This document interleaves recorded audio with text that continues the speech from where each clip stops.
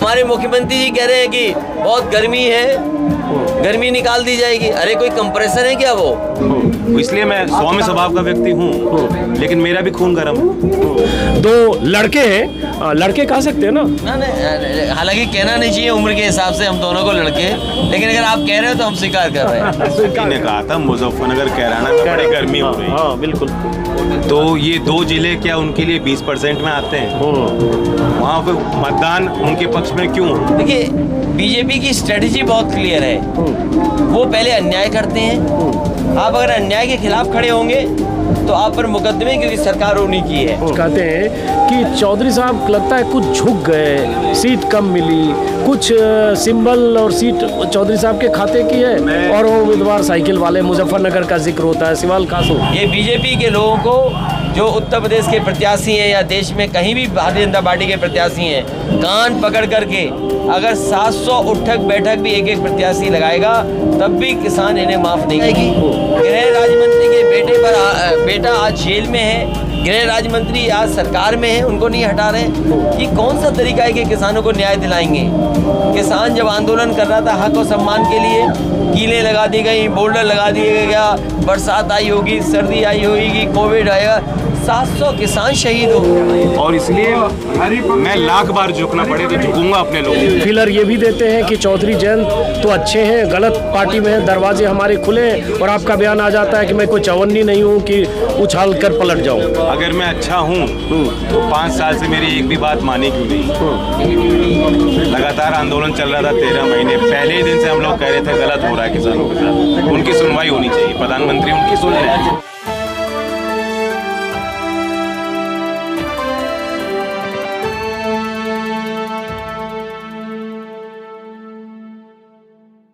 नमस्कार दोस्तों, यूपी की सत्ता के दो दावेदार, एक जो सत्ता में है योगी आदित्यनाथ, दूसरे अखिलेश यादव और गठबंधन में उनके साथी चौधरी जयंत सिंह। ये सत्ता के दो दावेदार आज यूपी के दो छोर पर है। आज योगी आदित्यनाथ गोरखपुर में थे, नामांकन दाखिल किया, गरजे बरसे, साथ में अमित शाह, और पश्चिम की तरफ पश्चिम यूपी में अखिलेश यादव और जयंत चौधरी रोड शो कर रहे हैं, रैली कर रहे हैं, लोगों से वोट मांग रहे हैं, और पश्चिम में लगातार अपनी जमीन तलाशते हुए इस बात की तस्दीक कर रहे हैं कि आने वाले समय में जो चुनाव है, पहले और दूसरे दौर में पश्चिम में मतदाता इन्हें चुने। और इस बीच कई सवाल पैदा हुए, कुछ अमित शाह के बयानों से, कुछ योगी आदित्यनाथ के बयानों से, कुछ अखिलेश यादव और जयंत चौधरी के जवाबों से। तो हम बात करेंगे इन दोनों से। योगी आदित्यनाथ कहते हैं दो लड़के, और दो लड़कों का जिक्र तब भी हुआ था जब 2017 में दो लड़के थे। आज दो लड़कों में से एक तो वही है, दूसरे लड़के आज बदल गए। तो क्या इस जोड़ी के बदलने से कोई फर्क पड़ा, और क्या वजह है कि अखिलेश यादव को लगता है कि 2022 में उनकी सत्ता आएगी? कुछ सवालों के साथ सबसे पहले अखिलेश यादव आपसे शुरू करते हैं। और ये रोड शो कर रहे हैं, सड़क के किनारे भीड़ है, कई किलोमीटर तक। कल बुलंदशहर से जब नोएडा पहुंचे, देर रात तक इनका रथ पहुंचा। आज भी मैं रथ में हूं, दोनों तरफ लोगों की कतारें, और युवा जोश से भरे हुए मोटरसाइकिल से चलते हुए आरएलडी के समर्थक और सपा समर्थक, और इस बीच बीजेपी का बार बार ये कहना कि 300 पार का आंकड़ा तो बीजेपी करेगी। सबसे पहले आज जो वहाँ योगी आदित्यनाथ, जिनको बाबा बोलते हैं, आज उनका नामांकन था, और नामांकन के बाद जो उनका भाषण था और अमित शाह का जो भाषण था, उसमें उन्होंने कह दिया, अमित शाह ने, कि अखिलेश बाबू भूल जाएं, आप कोई संभावना नहीं है आपके सरकार बनने की। और योगी आदित्यनाथ तो पहले कह चुके हैं कयामत तक आपकी सरकार नहीं बनेगी। देखिए, उत्तर प्रदेश, क्योंकि आज हम लोग आगरा के शहर में हैं, और आगरा का शहर की एक अपनी पहचान है। यहाँ पर टूरिज्म में न जाने कितने लोग दुनिया के लोग आते हैं, और ये शहर एक मोहब्बत का पैगाम दुनिया को देता है। मैं आज जो जन समर्थन है मिल रहा है, दिखाई दे रहा है, मैं ये कह सकता हूँ कि नफरत का कारोबार करने वालों की इस बार हार होगी। नकारात्मक राजनीति करने वाले लोग उत्तर प्रदेश से हटाए जाएंगे, और हम देख रहे हैं कि जगह जगह इनके विधायकों को गांव में घुसने नहीं दिया जा रहा है, इनके खिलाफ नारे लग रहे हैं, इनके जनता तिरस्कार कर रही है। इनका जनता इतना आक्रोश में जनता है कि गांव में इनके लोग नहीं घुस पा रहे हैं। तो ये सब जो दिखाई दे रहा है वो ये परिवर्तन है कि आने वाले समय में गठबंधन को जनता बहुमत की सरकार बनने के लिए मतदान करने जा रही है। किसान दुखी है, नौजवान के हाथ में रोजगार नौकरी नहीं है। आज नौजवान सवाल पूछता है कि हम जब नौकरी और रोजगार मांगने आते हैं तो आप अपमानित करते हो, लाठी मारते हो।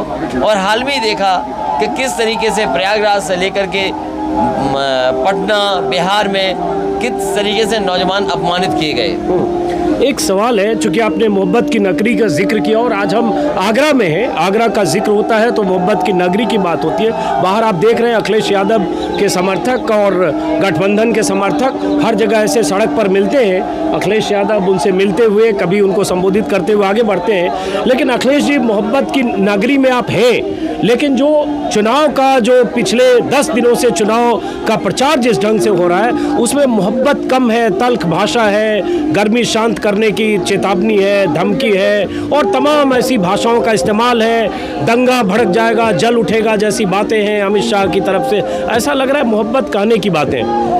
जनता इन सब चीज़ों को नकार रही है। नकारात्मक राजनीति को जगह नहीं मिल रही है। इसीलिए मैंने कहा ये मेल झोल का यहाँ का वातावरण जो है हमें कारोबार जोड़ता है, कारोबार हमें एक दूसरे को साथ लाता है। लोग अपना कारोबार चाहते हैं, लोग नौकरी चाहते हैं, रोजगार चाहते हैं, किसान अपनी खुशहाली चाहता है। इसलिए इनकी नकारात्मक राजनीति उत्तर प्रदेश में चलने वाली नहीं है। जो पॉजिटिविटी है, जो खुशहाली की ओर ले जाएगा, उसके साथ जनता इस बात समर्थन देगी। एक सवाल, उसके बाद जयंत जी से भी बात करूंगा।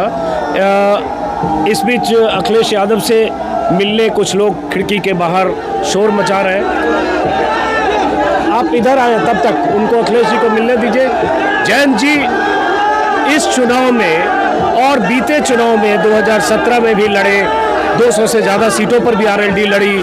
उसके पहले आरएलडी ने अलग अलग समय गठबंधन, कभी बीजेपी से, कभी कांग्रेस से, चौधरी साहब के ज़माने में, आपके पिता के ज़माने में। इस बार नेतृत्व आप करें राष्ट्रीय अध्यक्ष के तौर पर, पहले और अब में क्या बदला है? हर चुनाव अलग होता है। दूसरी बात, हम लोगों ने संघर्ष बहुत किया है, लोगों ने हमारे संघर्ष को देखा है और आज एक नई भावना बनी है, एक नई उम्मीद जागी है। उसमें कई फैक्टर्स हैं। नेगेटिव वोट तो सरकार के खिलाफ है ही, क्योंकि उन्होंने बड़े सपने दिखाए और वादा खिलाफी की। एक पॉजिटिव वोट, एक सकारात्मक मतदान भी लोग करना चाहते हैं और वो या तो हमने जो गठबंधन बनाया है, जो समीकरण खड़ा किया है और लगातार जिस तरह से 5 साल में हमने संघर्ष किया है, ये 2 फैक्टर हैं जो लोग। इसलिए मुझे कॉन्फिडेंस है, मुझे विश्वास है कि ये इतना उत्साह है, इतना ऊंचा मनोबल है हमारे कार्यकर्ताओं का और across section of society support मिल रहा है। लोग परिवर्तन चाहते हैं। अच्छा, लोग परिवर्तन चाहते हैं, आप कह रहे हैं। अब एक सवाल मैं कहूँगा कि जैसे आपको, चौधरी साहब को जाट नेता के तौर पर कहा जाता है और जब भी यूपी, पश्चिमी यूपी की बात होती है, Jat vote bank, Jat land में बेचैनी बीजेपी की, और वो जाट जिन्होंने 91% वोट दिया 2019 में बीजेपी को, वो जाट जिनके रहते हुए, जिनका आपके प्रति आकर्षण या आपके प्रति क्या कहें सद्भाव, उसके बावजूद आपको शिकस्त मिली। चौधरी साहब, अजित सिंह भी हारे बागपत और मुजफ्फरनगर में, उसमें क्या बदलाव देखते हैं आप? देखिए, मैं तो जब चुनाव जीता था तब भी ऐसे ही था, चुनाव हारा तब भी ऐसे ही हुआ। मैं नहीं बता सकता कि क्या चीज़ें बदली, लोगों के चेंज क्या आया है, क्यों अब वो अलग सोच उनके अंदर बनी है, विकसित हुई है। लेकिन ठेस पहुंची है लोगों को, चोट बहुत लगी है, मान सम्मान के साथ भी खिलवाड़ हुआ और ये बार बार जो जाट चिल्लाते हैं, ये चाहते नहीं कि हम कभी बढ़ पाएँ, इसलिए हमें सीमित करने के लिए। आप देखते हैं ये अक्सर होता है, क्रिकेट टीम में अगर कोई जाट खिलाड़ी आ जाता है तो सबको चिल्ला के बता दिया जाता है कि ये जाट है और किसी कास्ट कम्युनिटी के बारे में इस तरह से चर्चा नहीं होती। तो उसी अंदाज से अगर हम लोग जाट बन के रहेंगे तो फिर हमारी राजनीति कमज़ोर रहेगी, किसान कौम की राजनीति कमज़ोर रहेगी। इसे पहचानते हुए लोग एक साजिश रचते हैं, इस साजिश से भी हमें बचना है। तो इसीलिए तो अमित शाह प्रवेश वर्मा के घर पर 250-200 जाट नेताओं को बुलाते हैं, उन्हें साथ लाने की कोशिश करते हैं। फिलर ये भी देते हैं कि चौधरी जयंत तो अच्छे हैं, गलत पार्टी में हैं, दरवाजे हमारे खुले हैं, और आपका बयान आ जाता है कि मैं कोई चवन्नी नहीं हूँ कि उछाल कर पलट जाऊँ। अगर मैं अच्छा हूँ हूँ तो 5 साल से मेरी एक भी बात मानी क्यों नहीं? लगातार आंदोलन चल रहा था 13 महीने, पहले ही दिन से हम लोग कह रहे थे गलत हो रहा है किसानों के साथ, उनकी सुनवाई होनी चाहिए, प्रधानमंत्री उनकी सुन रहे हैं, जिद ना करें। क्या कारण है कि आज भी जिस मंत्री पे दोष दिया जा रहा है कि वो जिम्मेदार था, उनके बेटे तो जिम्मेदार थे ही, खुद वो भी जिम्मेदार थे, खुद उन्होंने कोशिश की कि एक इन्वेस्टिगेशन को डाइवर्ट किया जाए। वो दावा करते रहे नहीं नहीं वो तो मेरा बेटा था ही नहीं वहाँ मौके पे लखीमपुर में। ये अलग बात है कि एसआईटी ने सारे सबूत के साथ सारे सबूत आ गए, सारी चीज सामने आई, वीडियो आई, जिसने वो वीडियो देखी उसके तो मुझे लगता है कि उसका दिल रो रहा हो। उस सब के बावजूद अभी भी मंत्री हैं, तो आप मुझे खुश करके या प्रलोभन देके क्या कर लो? आपने बड़े जो सवाल हमने उठाए उनका आपने हल नहीं निकाला। जयंत, बड़े सवाल का जिक्र कर रहे हैं तो किसान और किसानों के साथ जो हुआ लखीमपुर खीरी में उसका भी जिक्र कर रहे हैं। अब बीच में मैं अखिलेश यादव को एक बार, चूंकि दोनों तरफ दो लड़के हैं, लड़के कह सकते हैं ना? हालांकि कहना नहीं चाहिए उम्र के हिसाब से हम दोनों को लड़के, लेकिन अगर आप कह रहे हो तो हम स्वीकार कर रहे हैं। स्वीकार कर रहे हैं। तो जैसे मैं बच्चा कह दिया, मैं तो और छोटा हूँ। अखिलेश जी, मैं ये पूछ रहा हूँ कि 2 लड़के 2017 में भी थे, 2 लड़के अभी भी हैं, तो उन 2 लड़कों की जोड़ी में और इन 2 लड़कों की जोड़ी में क्या फर्क है? देखिए, जैन जी के पास एक विरासत है किसानों को सम्मान दिलाने की। चौधरी चरण सिंह जी, चौधरी अजीत सिंह जी और आज जयंत। चौधरी चरण सिंह जी वो नेता रहे जिन्होंने सबसे पहले किसानों को आवाज़ उठाई, और जिस समय किसानों को सबसे ज़्यादा ज़रूरत थी कि आर्थिक रूप से उनका सशक्तिकरण कैसे हो, वो मजबूत कैसे हो, तो चौधरी चरण सिंह जी ने वो कर करके दिखाया। और नेताजी ने अपना पूरा जीवन किसान, गरीब और देश को एक करने में, समाज को एक करने में लगा दिया। तो हम दोनों लोग एक एक विरासत के लोग हैं जो साथ काम कर रहे हैं। मुझे उम्मीद है कि किसान, गरीब और व्यापारी और हर वर्ग के लोग, उत्तर प्रदेश के लोग खुशहाली की तरफ उत्तर प्रदेश को देखना चाहेंगे। हम नए लोग हैं, हम लड़के जरूर हैं, चाहे हमें लड़का कहें, लेकिन हम दोनों लोग नई सोच के हैं। और मैंने पहले भी नारा दिया था कि नई सभा है, नई हवा है, और इसलिए कहा कि आज नए विचारों की ज़रूरत है। आज टेक्नोलॉजी के माध्यम से कारोबार करने का तरीका बदल गया है। आज घर बैठे कोई सामान मंगाया जा सकता है।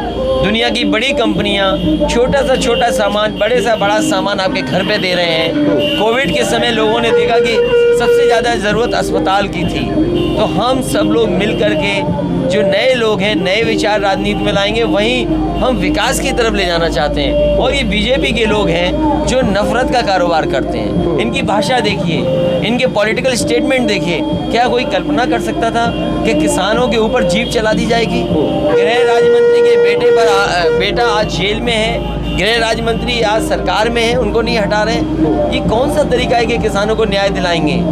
किसान जब आंदोलन कर रहा था हक और सम्मान के लिए, कीलें लगा दी गई, बोर्डर लगा दिया गया, बरसात आई होगी, सर्दी आई होगी, कोविड आया, 700 किसान शहीद हो गए। ये बीजेपी के लोगों को, जो उत्तर प्रदेश के प्रत्याशी हैं या देश में कहीं भी भारतीय जनता पार्टी के प्रत्याशी हैं, कान पकड़ करके अगर 700 उठक बैठक भी एक एक प्रत्याशी लगाएगा तब भी किसान इन्हें माफ़ नहीं करेंगे। अब एक बात बताइए, ठीक है आपने किसान की बात करी और वाजिब बात है लखीमपुर खीरी में जो हुआ, और उसके बाद भी अजय मिश्र टेनी का अब तक अपनी कुर्सी पर बना रहना तमाम सबूतों के बाद। लेकिन एक बात, जो 2 लड़कों के संदर्भ में आपने विरासत की बात की, चौधरी साहब की विरासत की, तो वो जो 2 लड़के थे उनकी भी विरासत थी, और उस विरासत की एक जो किरदार हैं, कल प्रियंका गांधी मिली आपको बुलंदशहर में और तहजीब वाला सलाम आपने भी किया, और उन्होंने भी आपको भी राम राम कहा। तो उस विरासत के साथ जब आप लड़े, मतलब चुनाव लड़े 2017 में, और इस विरासत के साथ चुनाव लड़ रहे हैं, इस दोनों में क्या फ़र्क है? देखिए, कांग्रेस पार्टी की गलत नीतियों की वजह से और कांग्रेस के गलत फैसलों की वजह से ही आज भारतीय जनता पार्टी है। अगर आज भी कांग्रेस का रास्ता ठीक होता तो बीजेपी इस जगह नहीं पहुंचती। बीजेपी अगर आगे बढ़ी है तो क्योंकि कांग्रेस सही तरीके से मुकाबला नहीं कर पाई, सही तरीके से देश को दिशा नहीं दे पाई, उसकी वजह से बीजेपी। जहाँ तक सवाल उनके लोगों का भी है, ये ठीक बात है कि मैंने दोनों लोगों के साथ काम किया, दोनों को साथ मैंने गठबंधन में काम किया है, गठबंधन रहा। लेकिन जो गठबंधन का अनुभव रहा कांग्रेस के साथ पिछले चुनाव में समाजवादी पार्टी और कांग्रेस के गठबंधन ने वो जनता में छाप नहीं छोड़ी जो आज समाजवादी पार्टी और आरएलडी की छाप जनता में दिखाई दे रही है। तो अब अखिलेश जी 5 महीने पहले लगभग आपने ये रथ यात्रा शुरू की थी, अक्टूबर में शायद 10 से 11 तारीख थी। अब ये जनवरी बीत चुका, फरवरी है और जस्ट चुनाव होने वाला है। इस 5 महीने में जहाँ से चले थे पूरब से, अब आप पश्चिम में हैं, आगरा में हैं, मोहब्बत की नगरी में, क्या बदला आपके पक्ष में, ये बताइए। देखिए, जब सबसे बड़ी बात है, अगर हम लोग रथ से जा रहे हैं या इस तरीके से सड़क से जा रहे हैं तो आप अपने पूरे वर्कर्स को जागरूक कर रहे हैं, वर्कर्स आपके साथ हैं, वहीं आप बड़े पैमाने पे जनता से मिलने का मौका मिल रहा है। इस रथ के माध्यम से मैं जनता से अपील करने निकला हूँ कि हमारा सहयोग करें, मदद करें, जिससे भारतीय जनता पार्टी को हटा सकें। मैं ये कह सकता हूँ इतने महीने चलने के बाद जनता बदलाव चाहती है, जनता खुशहाली की तरफ उत्तर प्रदेश को देखना चाहती है। जनता ने बहुत दुख और तकलीफ देखी है। आज जो विकास हो जाना चाहिए था डबल इंजन की सरकार में, वो विकास नहीं दिखाई दे रहा है। इसलिए पूरा समर्थन आप समाजवादी पार्टी और सहयोगी दलों के साथ है। लेकिन आपको लगता नहीं कि जयंत चौधरी से सवाल पूछने से पहले आपसे, लगता नहीं कि जिस ढंग से बीजेपी बीते 5 महीने से और ख़ास तौर से बीते 4-5 सप्ताह से पूरे नैरेटिव को दंगाई, तमंचावादी, लाल टोपी वाले, मुजफ्फरनगर जल उठेगा, और जैसे आज भी अमित शाह ने कह दिया कि माफिया या तो जेल में है या समाजवादी पार्टी की लिस्ट में, वो एक तरह से पूरे उस नैरेटिव के ट्रैप में आपको लाने की कोशिश बीजेपी कर रही है। देखिए, समाजवादी पार्टी में और हमारी कोशिश रहेगी कोई आपराधिक मामले के लोगों से दूरी बनाए रखें, और लगातार ये कोशिश रहेगी, क्योंकि पॉलिटिकल सिस्टम में लगातार ये एक्सरसाइज करते रहना पड़ेगा हमें कि ऐसे लोगों को जगह न मिले जिन पे आपराधिक मुकदमे हैं। जहाँ तक आज अगर हम सूची मुड़ करके देखें, सबसे ज़्यादा आपराधिक मामलों में जो लोगों को तमाम धाराएं हैं वो बीजेपी में हैं।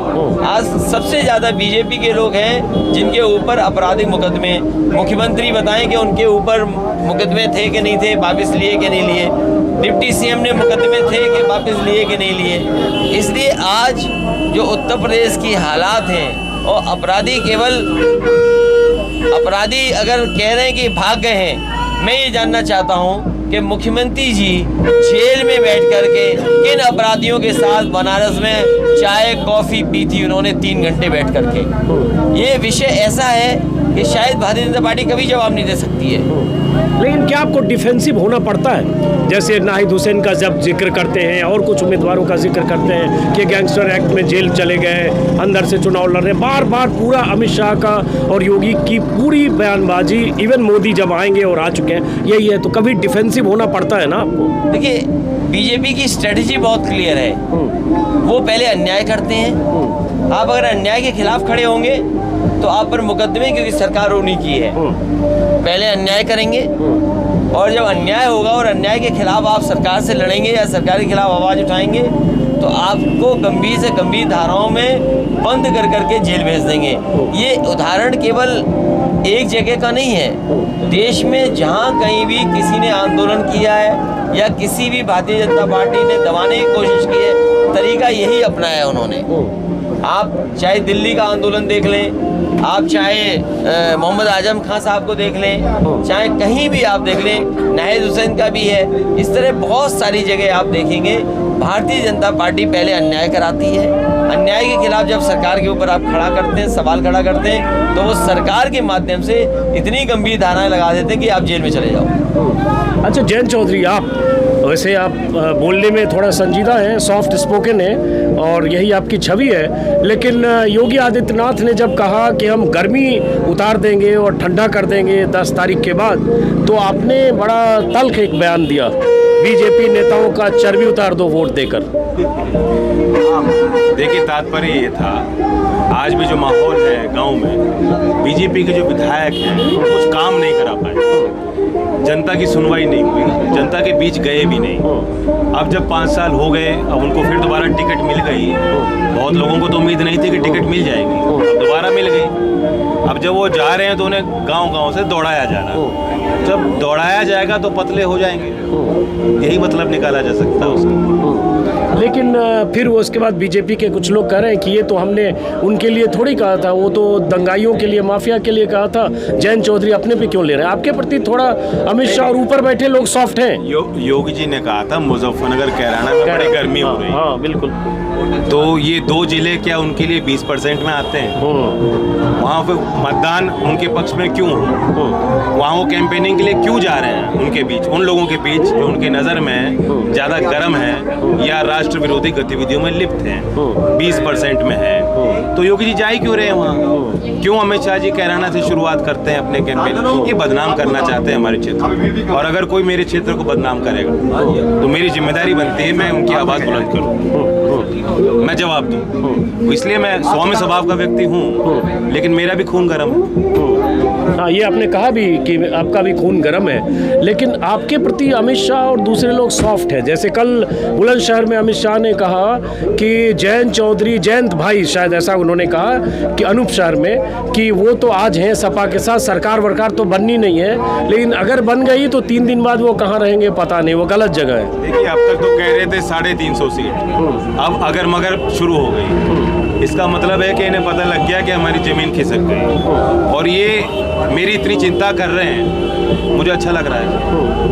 नहीं, अमित शाह हो सकता है चिंता कर रहे हो, वहाँ भी 2 तरह की चीज़ें चल रही है। अमित शाह ये कहते हैं, और योगी आदित्यनाथ का बयान आया शायद 3 दिन पहले हापुड़ में, कहा था उन्होंने या कहीं कि 2 लड़के ये साजिश करके दंगा भड़काने निकले हैं। शायद वो बयान भी आप जानते हो। देखिए, योगी जी को तो पहले इतिहास पढ़ना चाहिए। गुंडा एक्ट चौधरी चरण सिंह जी ने पारित किया था 1970 में। अगर आप चौधरी चरण सिंह को दंगाई मानते हो या ये सोचते हो कि हम लोग सत्ता में आएंगे तो गुंडागर्दी भड़क जाएगी, इस तरह की अगर आप बयानबाजी जनता के बीच करोगे तो जनता दिखा देगी आपको। ये चौधरी चरण सिंह की कर्मभूमि रही, आज भी लोग मानते हैं कि उनकी एक कार्य कुशलता थी। चौधरी अजीत सिंह जी का अपना एक परिचय है, मैं एक पढ़ा लिखा व्यक्ति हूँ, मेरे खिलाफ कोई मुकदमा दर्ज नहीं है, अखिलेश जी के खिलाफ किसी थाने में मुकदमा दर्ज नहीं है, वो इंजीनियर हैं, मैंने फाइनेंस में मास्टर्स करी हुई है, हम किसान की बोली जानते हैं, भाषा समझते हैं, उनकी समस्या समझते हैं। हमने गुनाह क्या किया है? आप हमें धमकाओगे, हम पे इस तरह के जो है गाली गलौज करोगे हमारे साथ? मैं तो इतना ही कह सकता हूँ कि मैं जानता हूँ इस क्षेत्र ने हमेशा मान सम्मान की रक्षा की है, पगड़ी की रक्षा की है। भले सरकार हमें कुछ दे नहीं, अब हमारे मान सम्मान पे भी खिलवाड़ करेगी। ये बहुत बड़ी एक भावनात्मक जुड़ाव इस क्षेत्र का एक दूसरे से है। अब जब आप हमारे कहते हैं तो क्या आप जाट बिरादरी की बात करते हैं, पश्चिमी यूपी की बात करते हैं, किसकी बात करते हैं? मैं तो उत्तर प्रदेश की बात कर रहा हूँ। अगर मुजफ्फरनगर पिछड़ जाएगा तो उत्तर प्रदेश कैसे आगे बढ़ेगा? अगर मुजफ्फरनगर कैराना को बदनाम किया जाएगा तो देश कहाँ सुरक्षित रहेगा? तो ये तो सबकी बात है। अच्छा, एक सवाल, उसके बाद अखिलेश जी के पास जाऊंगा। एक सवाल जो शायद आपसे कई बार पूछा गया होगा कि अगर अखिलेश यादव की सरकार नहीं बनी, अगर बीजेपी को कुछ नंबर कम पड़े, ये कई बार पूछा गया, फिर भी मैं पूछता हूँ, तो जयंत चौधरी हो सकता है बीजेपी की तरफ चलेगी? कि मैंने तो कई बार संस्कृत में समझाने की कोशिश की है, इनको फिर भी नहीं समझ रहे। मैं जितना खुला बोल रहा हूँ, जितना विरोध कर रहा हूँ, लाठी खाई है, सब कुछ किया है। सबसे पहले दिन से मैं लंगर सेवा किसानों के बीच कर रहा था, वो सब मैंने क्यों किया? मैं तब भी बड़े आराम से अच्छे सोफे पे एयर कंडीशन कमरे में बैठ सकता था। मैंने सबसे पहले बोला था कि अगर हिंदू मुसलमान की राजनीति आप करना चाहते हो तो मैं घर पे बैठा ठीक हूँ। और कोई नेता बोलता है ऐसा? अगर मैं वो बात कह रहा हूँ, बात साफ हो जाती है कि जो ध्रुवीकरण की राजनीति कर रहे हैं, जो उन्माद की, नफरत की भाषा बोल रहे हैं, मैं उनके साथ तो जा ही नहीं सकता किसी भी सूरत में, चाहे कुछ भी हो जाए।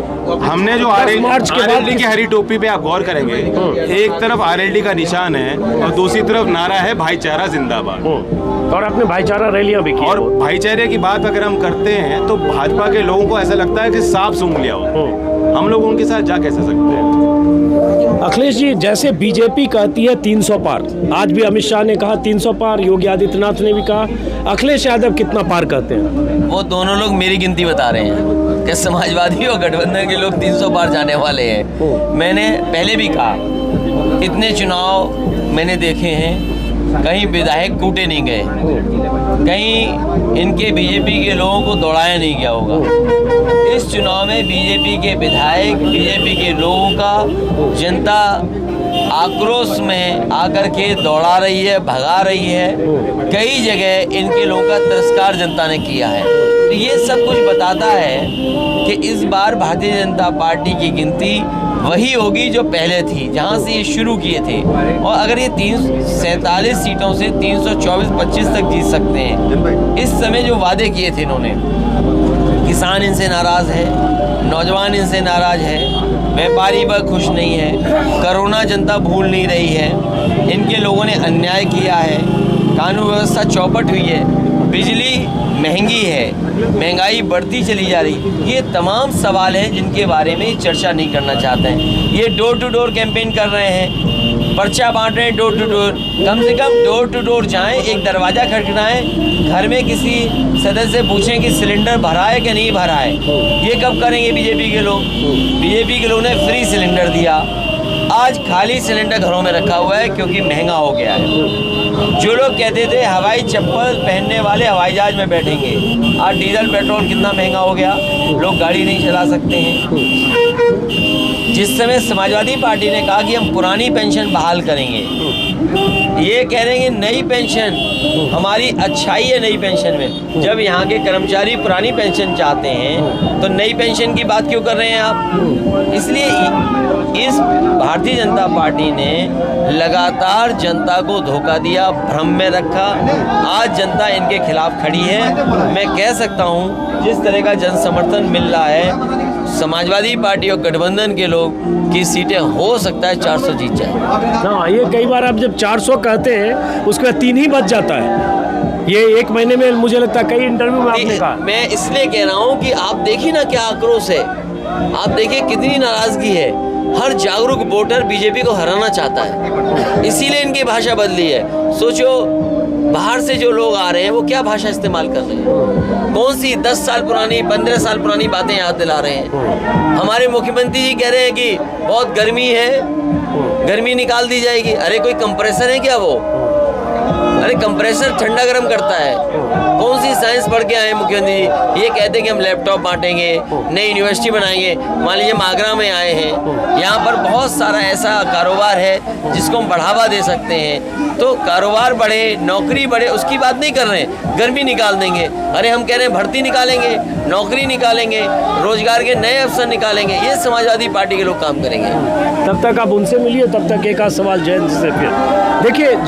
जो सीटों को लेकर जैन जी है कि एक बात जो पश्चिमी यूपी चूँकि लगातार मैं घूम रहा हूँ, एक चीज़ होता है बीच में मैं बोलूँगा, इस तरह से जब रोड शो से नेता निकलते हैं तो एकदम पब्लिक कनेक्ट जो है 1 to 1 होता है और उससे लोगों को मिलने का मौका मिलता है। जो बहुत जगह लोग कह रहे हैं पश्चिमी यूपी में कि जहाँ जाट बहुल इलाकों में जहाँ आपके उम्मीदवार हैं हैंडपम्प पर, वहाँ तो वोट ट्रांसफ़र हो जाएगा, वोट मिल जाएगा, और जहाँ साइकिल है वहाँ बहुत जगह वोट में सोचेंगे। देखिए, जो वोटर हमारे पक्ष में वोट कर रहा है, क्यों कर रहा है?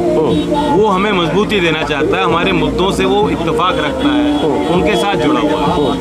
तो हमें मजबूती तब मिलेगी अगर गठबंधन में जीत हासिल होगी। हमारा बड़ा होशियार वोटर है, बहुत पॉलिटिकल सोच रखता है, वो बहुत राजनीतिक सोच रखता है, सब उसको पता रहता है दुनिया में क्या चीज़ें हो रही हैं, वो देख रहा है कहाँ सम्मान उसका हो पाएगा।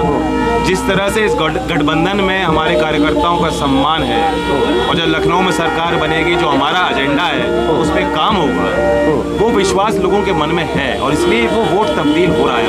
अगर तब्दील नहीं हो रहा होता तो अमित शाह इस बार बार रोज जो है कोशिश नहीं कर रहे होते कि कहीं ना कहीं कुछ कमजोरी आए, विभाजन हो।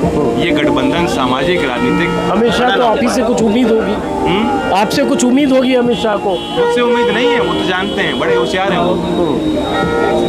उनकी भी पॉलिटिक्स एक है, वो चाहते हैं बार बार वो एक कास्ट का नाम लेकर हमारे ऊपर वो लेबल लगाना चाहते हैं, ताकि और लोग जो समीकरण के तहत हमारे साथ जुड़ना चाह रहे हैं वो ना जुड़े, और लोगों को मैसेज जाए कि इनके लोग हमारे साथ।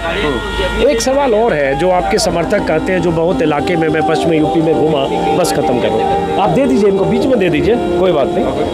एक और आपके समर्थक कुछ कहते हैं कि चौधरी साहब लगता है कुछ झुक गए, सीट कम मिली, कुछ सिंबल और सीट चौधरी साहब के खाते की है, और वो उम्मीदवार साइकिल वाले, मुजफ्फरनगर का जिक्र होता है, सिवाल खास का जिक्र होता है और सीटों का जिक्र होता है। मैं सारी सीट नहीं बता रहा हूँ। मेरे सर पे एक जुनून सवार है।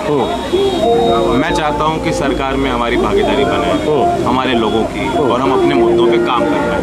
आखिरकार राजनीति में इसलिए एक लक्ष्य होता है, हम कोई एनजीओ नहीं चला रहे, हमारा उद्देश्य है सत्ता के माध्यम से काम हो, और इसलिए मैं लाख बार झुकना पड़े तो झुकूंगा अपने लोगों के लिए। इसमें मुझे कोई गुरेज नहीं। आज ऐसी सरकार है जो जनता के आगे नहीं झुकती और उसे मजबूत सरकार बताया जाता है। माफ़ कीजिए, अगर देश में 13 महीने किसान आंदोलन करने के लिए मजबूर हों, सड़कों पे सो रहे हों, 700 से ज़्यादा किसान शहीद हो जाते हैं, तब भी सरकार अपनी मनमानी चलाना चाहती है। वे सरकार मजबूत नहीं, वो कमज़ोर सरकार है। और अगर मैं किसानों के लिए, उनके खातिर झुक भी रहा हूँ, किसी से हाथ भी मिला रहा हूँ, तो मैं मजबूत हूँ और मजबूती उनको देना चाहता हूँ। अब मैं सीधा वोटर जान रहा है इस बात। झुक रहे हैं कहीं? नहीं झुकना, क्यों नहीं झुकना चाहिए? अगर आप किसी का सम्मान कर रहे हैं और समाजवादी के लोग हमारा सम्मान कर रहे हैं, वो मेहनत कर रहे हैं ज़मीन पर, तभी तो जो, अगर आप ये सोचें कि मैं ले लूँ और मैं बदले में कुछ दूँ नहीं, तो एफर्ट सबको करने पड़ेंगे। 100% एफर्ट दिन रात एक करके मेहनत करनी पड़ेगी। एक सवाल कुछ और लोग पूछते हैं और बोलते हैं कि भाई मुजफ्फरनगर में मुस्लिम आबादी 40% है, कुछ सीटों पर और ज़्यादा है, लेकिन वहाँ उनको टिकट नहीं दिया और ज़्यादा टिकट जो है सपा आरएलडी और सपा का हर एक टिकट हर बिरादरी को दिया गया है। हर एक टिकट हर बिरादरी को दिया गया है। मतदाता ये ना देखे कि इस सीट पे किस बिरादरी का उम्मीदवार है, क्योंकि जब 403 की जो असेंबली बनेगी और जो सरकार साजी हमारी बनेगी, तो हर बिरादरी और हर कास्ट को सम्मान मिलेगा और उनका काम होगा। अब एक सवाल अखिलेश जी आपसे भी है, थोड़ा विस्तार से समझने के लिए, कि समाजवादी पार्टी को सरकार बनाने के लिए ऐसा जो आंकड़े हैं 35, 37, 38% वोट चाहिए, क्योंकि बीजेपी के वोट शेयर अभी लगभग 40% है। लोकसभा की बात करें तो समाजवादी पार्टी लगभग 20% और यूपी के। तो मैं ये जानना चाहता हूँ आपसे कि ओबीसी जो जातियाँ हैं, जिसमें ख़ास तौर से मैं जिक्र कर रहा हूँ गैर यादव ओबीसी, निषाद है, उसमें मौर्य हैं, सैनी हैं, कुशवाहा हैं और बहुत सारी दर्जनों जातियाँ हैं, कुछ उप जातियाँ हैं, कहाँ जोड़ दिखते हैं, जुड़ता हुआ दिखते हैं, जिससे आपको लगता है कि आप 30-35% वोट शेयर पार कर पाएंगे? मैंने कई मौक़ों पर कहा, ये बहुरंगी गठबंधन है। समाजवादी पार्टी ने हर रंग को साथ किया है। आरएलडी का हरा रंग है, ओम प्रकाश राजभर जी का पीला रंग है, हमारे महान दल हैं उनका है रंग। तो ये बहुरंगी गठबंधन है, इसमें हर एक को जोड़ा गया है। आज कोई समाज ऐसा नहीं है जिसको समाजवादी पार्टी ने अपने साथ न लिया हो, और इसीलिए चाहे वो पिछड़े हों, दलित हों, अल्पसंख्यक हों या अगड़े हों, उन्हें भरोसा है समाजवादी पार्टी पे कि उनके सबके हित और उनका सबका सम्मान होगा। इसीलिए बीजेपी घबराई हुई है। अभी हाल में ही लखनऊ में जब निषाद समाज का उन्होंने कार्यक्रम किया और जिसमें देश के होम मिनिस्टर आए हुए थे, उन्होंने बहुत सारे वादे किए थे पिछड़ी जाति से, और जब वो वादे पूरे नहीं हुए, ऐसा कभी नहीं हुआ होगा कि देश के होम मिनिस्टर रहे हों, मुख्यमंत्री रहे हों, कैबिनेट के कई मंत्री रहे हों, वहाँ पर जो जनता आई थी जिन्हें धोखा मिला और उन्होंने नारा दिया कि आरक्षण नहीं तो वोट नहीं, वो नारा इसीलिए उन्होंने लगाया क्योंकि भारतीय जनता पार्टी ने पिछड़ों को, अति पिछड़ों को भरोसा दिलाया था कि संविधान के तहत जो हक और सम्मान उनको मिलता है वो मिलेगा। लेकिन जैसे ही सत्ता में आए तो प्राइवेटाइजेशन कर दिया। अम्बेडकरवादी लोग दुखी हैं, जो बहुजन समाज को लेकर के आगे बढ़ना चाहते हैं, हर वर्ग के लोग इनके साथ खिलाफ खड़े हैं। मुझे लगता है जिस तरीके से भारतीय जनता पार्टी ने पिछड़ों के, दलितों के हक और सम्मान छीना है, वो एक साथ इनको हटाने का काम करेंगे। संविधान बचाने वाले लोग साथ आ रहे हैं, लोकतंत्र बचाने वाले साथ आ रहे हैं, अम्बेडकरवादी लोग साथ आ रहे हैं और समाजवादियों के साथ खड़े होकर के भारतीय जनता पार्टी का सफाया करेंगे। एक लास्ट सवाल, या तो आप मिल लें या उसके पहले पूछ लो, आप मिल लें। एक आखिरी सवाल क्लोज करूंगा मैं। अखिलेश यादव ऐसे रास्ते में जो ये काफिला चल रहा है, रथ चल रहा है, ऐसे जगह जगह रथ रुकता है और जहाँ बहुत ज़्यादा भीड़ होती है, कुछ नुक्कड़ सभा होती है और छत के ऊपर हाइड्रोलिक सीढ़ी है, उससे ऊपर जाते हैं और ऊपर लोगों को एड्रेस करते हैं। और आगरा वो इलाका है जहां आगरा की 9 सीटें हैं आगरा में, और अगर ऐसे देखें तो समाजवादी पार्टी आगरा में कभी बहुत कामयाब नहीं रही। अगर 2012 में भी जब अखिलेश यादव को 225 सीटें मिली, अखिलेश यादव मतलब मुलायम सिंह तब थे सपा को, और अखिलेश यादव मुख्यमंत्री बने, तब भी आगरा में 9 में से सिर्फ 1 सीट सपा जीती। और ये गढ़ एक तरह से बीएसपी का रहा है। बीजेपी ने बीते चुनाव में बहुत ज़बरदस्त कामयाबी हासिल की। इस बार आगरा में क्या हासिल करेंगे, एक सवाल मैं अखिलेश यादव से समझना चाहूँगा। अखिलेश जी, जहाँ अभी हम हैं ये आगरा है और मोहब्बत की नगरी है, ताज की नगरी है, लेकिन आगरा में समाजवादियों का गढ़ नहीं रहा। मतलब 2012 में भी जब आपकी ताजपोशी हुई, आप मुख्यमंत्री थे, 225 सीट मिली, तब भी शायद 1 सीट पर सपा यहाँ जीती थी, अगर मुझे याद है, शायद ठीक है। तो इस बार क्या बदल रहा है आपको जब आगरा में आप घूम रहे हैं तो? इस बार गठबंधन आरएलडी के साथ है और ये भी कहा जा सकता है कि आरएलडी को एक समय पर कम वोट मिला है, लेकिन जो माहौल इस बार है आरएलडी और समाजवादी पार्टी के गठबंधन के साथ हर वर्ग के साथ लोग जुड़े हैं। मैंने कभी इतना उत्साह जोश नहीं देखा होगा जितना जोश और उत्साह फतेहाबाद में देखा। हालांकि ये सीट बहुत कम वोटों से हम हार गए थे 12 में 17 में। इस बार मुझे लगता है कि प्रत्याशी नई है, महिला है, और जो समर्थन जुट रहा है उससे आपको पता लगेगा कि यहाँ सीट निकलने वाले हैं। वहाँ में बहुत दिनों से उन्होंने एक ही परिवार को वोट दिया है, लेकिन वो निराश हो गए हैं। वहाँ भी गठबंधन के साथ आने जा रही है। आगरा ग्रामीण क्षेत्र है, इस बार आरएलडी के पास टिकट है, वहाँ भी अच्छा समर्थन है। मैं ये कह सकता हूँ पहले से अच्छा परिणाम इस बार आगरा में दिखाई देगा। अब आखिरी सवाल खत्म करने से पहले, बीच में रोकने की कोशिश कर रहे हैं, लेकिन आखिरी, जैसे आप लड़ रहे हैं करहल से विधानसभा का चुनाव, शायद पहली बार ही लड़ रहे हैं आप, 2004 से लगातार सांसद हैं। योगी आदित्यनाथ गोरखपुर में आज उन्होंने नामांकन कर दिया, उनके खिलाफ आपकी उम्मीदवार एक महिला है, शायद उपेंद्र शुक्ला की पत्नी। तो करहल में बघेल जो आपके खिलाफ उतरे हैं, वो मुलायम सिंह राजनीति में लेके आए, उनकी सुरक्षा में थे, उनकी राजनीतिक परवरिश आपके पिताजी की सरपरस्ती में हुई। तो क्या आपको घेरने की कोशिश जैसे हुई वैसे क्या योगी को आप गोरखपुर में घेर पा रहे हैं, या घिरा हुआ आप नहीं महसूस कर रहे हैं? मैं ये कहता हूँ कि हमारे मुख्यमंत्री जी कई जगह से टिकट मांग रहे थे, लेकिन भारतीय जनता पार्टी, क्योंकि वो सदस्य नहीं है, तो भारतीय जनता पार्टी ने तय किया है कि वो अपने घर से चुनाव लड़ेंगे, घर भेज दिया उन्हें। इस बार गोरखपुर की जनता इनके खिलाफ मतदान करने जा रही है। गोरखपुर की जनता पूछेगी, हमें मेट्रो मिलनी थी, लेकिन बारिश में हमें नाव में चलना पड़ा, पानी जल भराव था, ट्रैफिक की समस्या का अभी तक निदान नहीं हो पाया है, वहाँ पर गलियाँ गंदगी दिखाई दे रही है। जो विकास गोरखपुर का हो जाना चाहिए था वो नहीं हुआ। इस वक्त गोरखपुर की जनता ही इन्हें सबक सिखाएगी। जनता के लिए तो बड़ा काम नहीं किया इन्होंने, लेकिन अपने लिए सबसे ज़्यादा मुआवजा अगर किसी ने उठाया है तो वर्तमान के जो मुख्यमंत्री हैं उन्होंने सबसे ज़्यादा सरकारी मुआवजा उठाया है। चलिए, बहुत बहुत शुक्रिया अखिलेश यादव और जयंत चौधरी, और इस तरह से रथ में 30-35 मिनट वक्त निकाला, इसके लिए बहुत